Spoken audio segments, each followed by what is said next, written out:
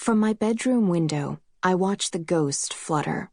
She shifts and warbles in the dark yard, her pink sheen caught in moonlight. I wonder if she's looking up at the spread of stars or if she's facing the farmhouse, watching us. Maybe things like her don't have eyes. Maybe they wander unseeing through the world. At the edge of the clearing, the sudden shuffle and bob of branches draw my eyes from the ghost. A couple of giggly sophomores I recognize break through the brush and hesitate, half-shadowed, as they scour the hilltop our house sits on. They look right past the shimmering pink spirit and focus instead on the cherry tree that sprawls out in front of our porch. The tree's as old as the town itself, planted by my great-great-great-great-grandfather, Jonathan Jack Alroy O'Donnell, when he first settled here. He, like Dad, could talk roots into spreading anywhere, but part of the reason Jonathan stayed in Five Fingers was the taste of the cherries that grew on this hill. Like heaven on earth, Dad used to say. Like the silent world before anything had gone wrong.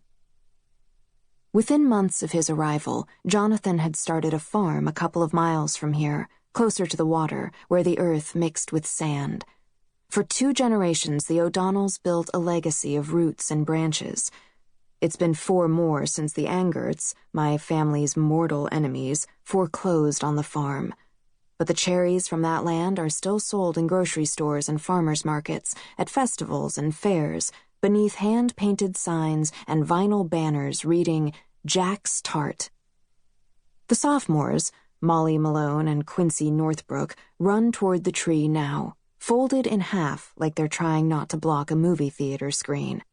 Neither of them sees the ghost, but they both shiver as they pass through her, and Molly stops and glances back. Quincy's halfway up the tree, trying to shake down the empty branches. He hisses at Molly, and she runs to stand below him, folding her shirt up like a grocery bag as a few shriveled cherries drop. Gravel crunches then, and headlights swing up the curve of our long driveway. In the tree, Quincy freezes like a raccoon caught robbing a trash can, but Molly is already running, halfway back to the woods with her spoils. At the breathy honk of the car horn, Quincy drops from the branches and takes off full tilt after her. Hannah rolls the Subaru's window down and shouts, "Yeah, that's right! You'd better run, punks!" She shakes her head in mock disapproval, then looks up at me, affecting surprise. "But soft," she calls. "What light through yonder window breaks?" "It's me," I yell back. "Wait, June? You're positively glowing. I thought that was the east and you were the sun." "Well, I'm ovulating. Common mistake."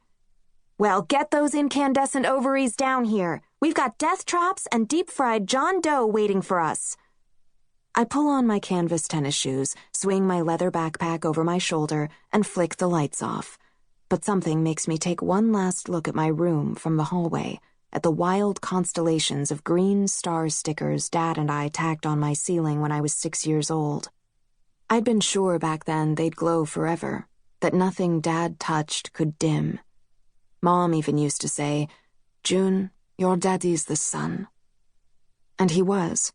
He could make anything grow. He warmed every room he stepped into. When he touched an animal, it would lie down and nap. He even went away in the winter, like the sun so often did, and without him the house became cold, lethargic. It's been almost 10 years since he died, and not a single star sticker still glows. But some people are too alive to fully die, their stories too big to disappear, and he was one of them.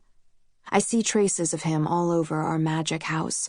I hear him in the creak and groan of the floorboards as the summer nights stretch them, can visualize him sitting at the foot of my bed, saying, "Other houses have support beams and foundations.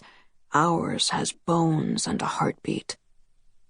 I close my eyes and listen to the house hum and yawn, stretch and curl.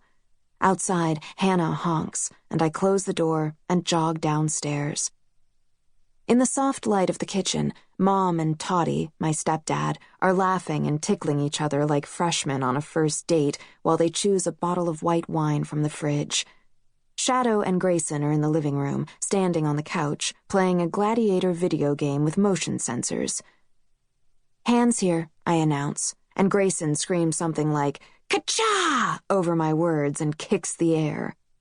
Mom yelps with laughter and squirms in Tottie's arms, turning her sparkly, torch lake eyes on me. Dad always said they were the first part of her he fell for. They met far away from here, but she was a little piece of home to him, so he swept her up and brought her back with him, because he wanted all the home he could have in one place. Mom smooths her t-shirt down over her improbably toned stomach. "Tell Hannah hi." Tottie wraps her waist in his arms and rests his chin on her head. "Go anywhere else after the carnival and you need to let us know, Junie," he adds. "Don't you girls get in any trouble?" "Never." I feign indignation and turn down the narrow hall for the door. "Love you, baby," they both call. Outside, the throng of moths surrounding the porch light disperses around me. The hens, as usual, are asleep in the grass beyond the decrepit chicken coop, no cares in the world. As I slide into Hannah's passenger seat, everything feels particularly right in a way I can't explain, like the whole world's in harmony. The house, the woods, the hens, Hannah in her floral mini dress, and me in my ratty summer tank top and shorts. The spirit. I scan the yard for any hint of the wobbly pink thing. "Saw the ghost," I tell Hannah.